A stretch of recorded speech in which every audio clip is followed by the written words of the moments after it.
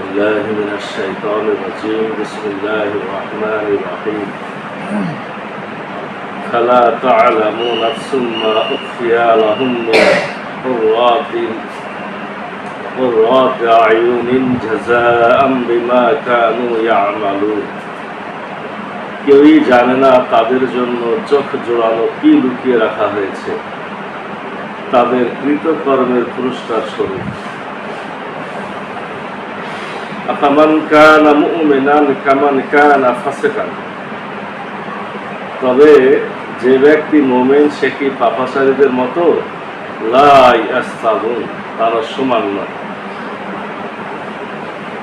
আম্মাল্লাযীনা আমানু ওয়া আমিলুস সালিহাতি ফালাহুম জান্নাতুল মাওয়া, যারা ঈমান আনে ও সৎ কাজ করে কৃতকর্মের ফলস্বরূপ তাদের আতিথেয়তার জন্য রয়েছে জান্নাতুল মাওয়া। নুজুলাম বিমা কানু ইয়ামালুন, তারা যা করত তার বিনিময়ে।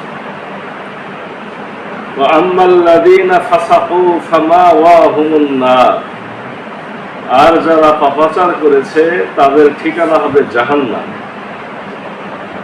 কুল্লামা আরাদু আই আখরুজু মিনহা উইদু ফিহা আকিলা লাহুম যুকু আযাবান নারিল্লাযী কুনতুম বিহি তুকাজ্জিবুন, যখনই তারা জাহান্নাম থেকে বের হতে চাইবে তখনই তাদেরকে ফিরিয়ে দেওয়া হবে সেখানে, এবং তাদের বলা হবে যে আগুনের শাস্তিকে তোমরা মিথ্যা অবহিত করতে তা আস্বাদন করো।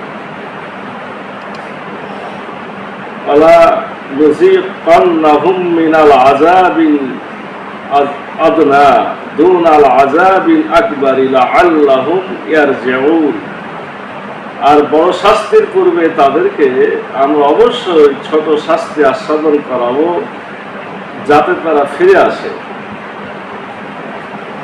আমার আযলামু মিম্মান যুক্কিরা বিআয়াতি রাব্বিহি সুম্মা আরাদা আনহা, আর তার চেয়ে বড় জালেম আর কে, যাকে তার প্রতিপালকের আয়াত দ্বারা উপদেশ দেওয়ার পর সে তা থেকে মুখ ফিরিয়ে নেয়। ইন্না মিনাল মুজরিমিনা মুনতাকিমুন, আমরা অবশ্যই অপরাধীদের উচিত শাস্তিদাতা। লাকাদ আতাইনা মূসাল কিতাবা ফালা তাকুন ফি মিরিয়াতিন মিন লিকাইহি ওয়া জাআলনাহু হুদাল লিবানি ইসরাঈল, আমরা অবশ্যই মূসাকে কিতাব দিয়েছিলাম, তাই তুমি মুহাম্মদ তা কোরআন লাভ করার পর লাভ করার বিষয়ে কোনো সন্দেহ করো না, এবং একে অর্থাৎ তাওরাতকে বনী ইসরাঈলদের জন্য পথ নির্দেশিকা বানিয়েছিলাম।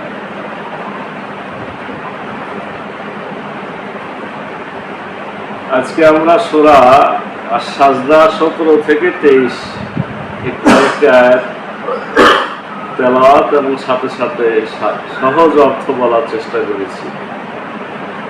রব্বুল আলামিন 17 নম্বর আয়াতে বলছেন, কেউ জানে না যে তাদের জন্য চোখ জোড়ানো কি লুকিয়ে রাখা হয়েছে তাদের কৃত কর্মের ফলস্বরূপ। আমরা গতকালকে আলোচনা করেছিলাম যে এরা কারা। এরা ছিল তারা যারা আল্লাহর আয়াতকে বিশ্বাস করে, এবং যখন আল্লাহর আয়াত বিশ্বাস করে উপদেশ গ্রহণ করে তারা সেজদায় লুটিয়ে পড়ে এবং তাদের প্রতিপালকের পবিত্রতা ঘোষণা করে, এবং তারা অহংকারী নয়। এরা কারা? যাদের পার্শ্বসমূহ বিছানা থেকে আলাদা যখন হয়, অর্থাৎ রাতে যখন ঘুম ভাঙে তখন তারা তাদের প্রতিপালককে ডাকে ভয় এবং প্রত্যাশায়। আর একটা কি করে? যারা তাদেরকে দেওয়া রিজিক থেকে আল্লাহর পথে খরচ করে। এইরকম আমলদার যারা মানুষ, তাদের জন্য বলা হচ্ছে যে তারা এমন জান্নাত পাবে যেখানে তাদের জন্য রয়েছে চোখজোড়ানো এমন কিছু বিষয় যেগুলো লুকানো আছে, তাদের কৃতকর্মের পুরস্কার স্বরূপ সেটা দেওয়া হবে, কিন্তু কি লুকানো আছে কেউ জানে না। তাহলে কি বোঝা গেল যে আসলে জান্নাতে আমরা কি পাবো এগুলা তো আছে, কিন্তু কেউ জানে না। মানে কি? আল্লাহ রাসূল হাদিসে বলছেন, হাদিসে যেমন অনেক বলা হয়েছে এটা পাওয়া যাবে সেটা পাওয়া যাবে, আবার এটাও বলা আছে যে জান্নাতে এমন যা কিছু দেওয়া হবে যা তোমাদের কোনো চোখ দেখেনি, কোনো কান শোনেনি, কোনো অন্তর তা কল্পনাও করে। তার মানে এখন যেগুলা বলা হয় সেটা শুধু আমাদের বুঝার জন্য, না হলে তো আমরা বুঝতেই পারবো না। কিন্তু এই দুনিয়ার এগুলার কোনগুলার সাথে ওটার কোনো তুলনা নাই। ওটা এত রব্বুল আলামিনের পক্ষ থেকে এমন উন্নত মানের আপ্যায়ন যেগুলো আমাদের কল্পনারও। আল্লাহ বলছেন, তবে যে ব্যক্তি মুমিন সে কি পাপাচারীদের মতো? তারা সমান নয়। পাপাচারী আর মুমিন কখনো সমান নয়, এর কোনো তুলনা নাই। এই আয়াতটির ব্যাপারে বলা হয়েছে ওলীদ ইবনে উকবা মক্কার একজন কাফের, আর হযরত আলী রাদিয়াল্লাহু আনহু, এই দুজনের মধ্যে তর্ক বিতর্ক হচ্ছে। ওলীদ ইবনে উকবা বলছে, আমি নেতা মানুষ, আমি ভালো বাকপটু, মানে আমি ভালো বক্তা, আমার অনেক লোকবল, জনবল, অনেক অর্থ সম্পদ, তুমি কি? তো হযরত আলী রাদিয়াল্লাহু আনহু বলছেন, আমি যে হই না কেন তুমি তো ফাঁসে, তুমি তো পাপাচারী। তো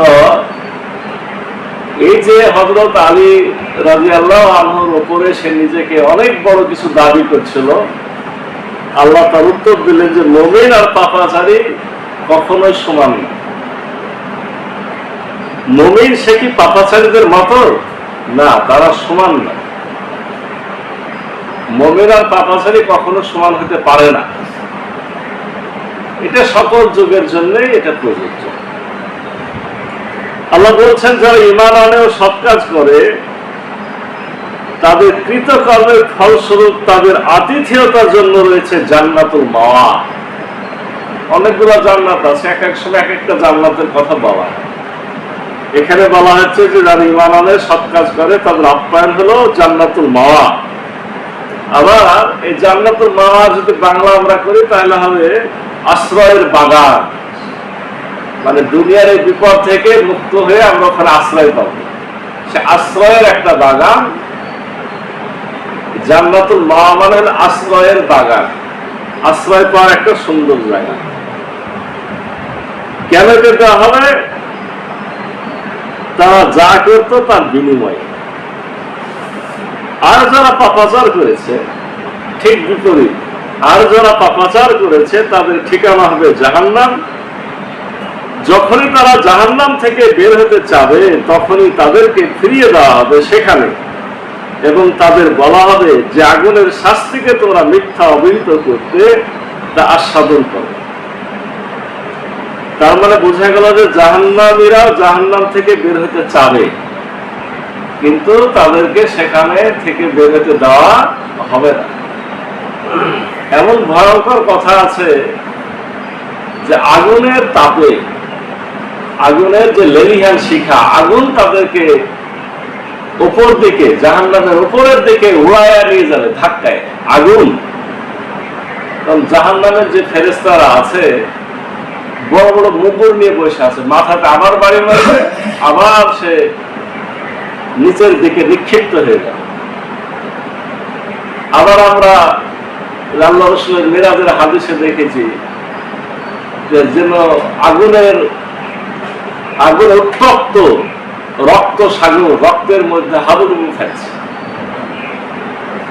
যেমনই কিনারার দিকে আসতে যাবে ওখানে বড় বড় পাথর নিয়ে ফেরেশতারা বসা আছে, মাথাতে এমন জোরে পাথর মারবে, পাথরের ধাক্কাতে আবার মাঝখানে চলে যাবে। আবার এটাও হাদিসে পাওয়া যায়, জাহান্নামীরা জাহান্নামে চিৎকার দেবে, চেঁচামেচি করবে। বহু বছর পরে জাহান্নামের ফেরেশতাকে ঠসা বানায় রাখা হয়েছে। অনেক বছর পরে সে শুনতে পাবে, শোনার সুযোগ পাবে। এই কি হয়েছে, তুমি আল্লাহকে বলো যে আল্লাহ আমাদের একটু ছাড় দেবে। তো ফেরেশতা আল্লাহকে বলবেন যে এই ঘটনা, তো বলবে যে তাদের শাস্তি আরো বাড়ায় দাও। কি ভয়ঙ্কর কথা! ওখানে মুক্তি তো নাই, শাস্তি আরো বৃদ্ধি করে দাও। এই জন্য এখানে বলা হচ্ছে যে জাহান্নাম থেকে তারা বের হতে চাবে, কিন্তু তাদেরকে ফিরিয়ে দেওয়া হবে, বের হওয়ার কোনো সুযোগ নাই। সেখানে কি বলা হবে, যে আগুনের শাস্তিকে তোমরা মিথ্যা মনে করতে, সেটার স্বাদ এখন ভোগ করো। আর বড় শাস্তির পূর্বে তাদেরকে আমরা অবশ্যই ছোট শাস্তি আস্বাদন করাবো, যাতে তারা ফিরে আসে। তাহলে এই আয়াতে একটা কথা বোঝা গেল যে মুমিনেরা যেমন দুনিয়াতে অনেক কষ্টে থাকে, তারপরে তাদের পাপের কারণে, ভুলের কারণে আল্লাহ দুনিয়াতে তাদেরকে শাস্তি দিয়ে মাফ করে জান্নাতে নিয়ে যায়। তো মুমিনদেরকে পরীক্ষা স্বরূপও শাস্তি দেওয়া হয়।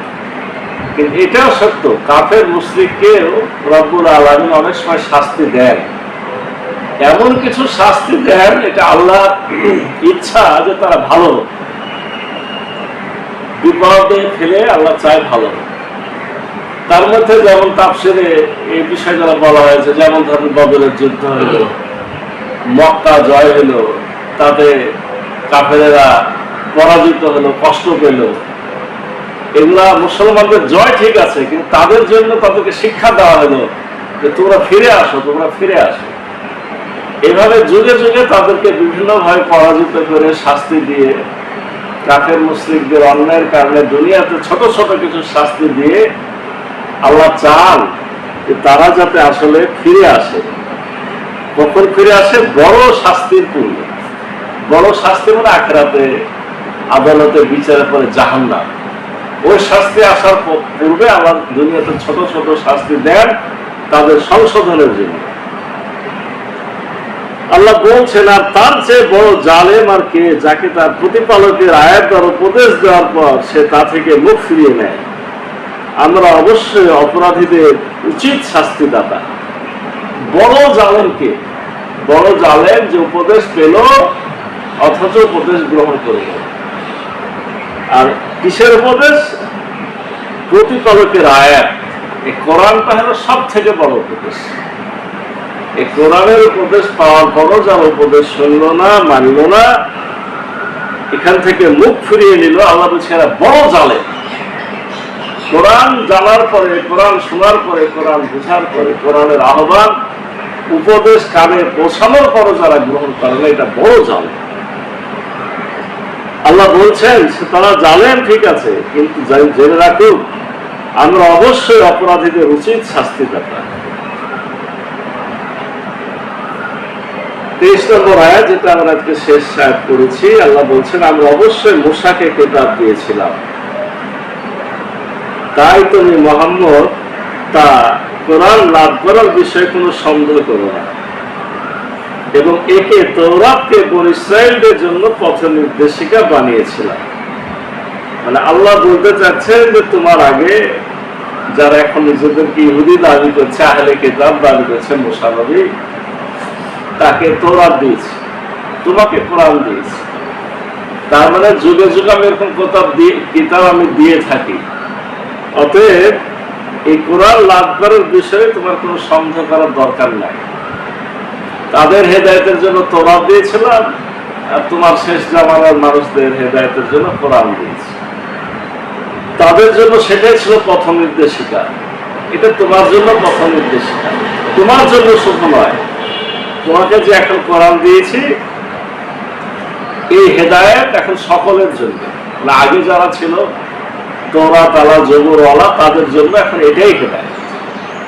অতএব হে রাসূল, তাদের তৌরাত আছে মনে করে তোমার সন্দেহ করার কোনো কারণ নাই যে আমাকে কেন দেওয়া হয়। তোমাকে দেওয়া হয়েছে, এখন এটাই পথ নির্দেশিকা সকলের জন্য। আমরা আজকে পর্যন্ত শেষ করলাম। মুসাম্মদের বিষয়ে আরো কিছু কথা সামনে আমরা করবো। রব্বুল আলামিন আজকে যতটুকু জানলাম বুঝলাম, আল্লাহ এই কোরআনের উপদেশ আমাদের গ্রহণ করে সে অনুযায়ী নিজেদের সংশোধনের তৌফিক দান করুন। সকলকে আল্লাহুম্মা সুবহানাকাল্লাহুম্মা বিহামদিকা আশহাদু আল্লা ইলাহা ইল্লা আনতা আস্তাগফিরুকা।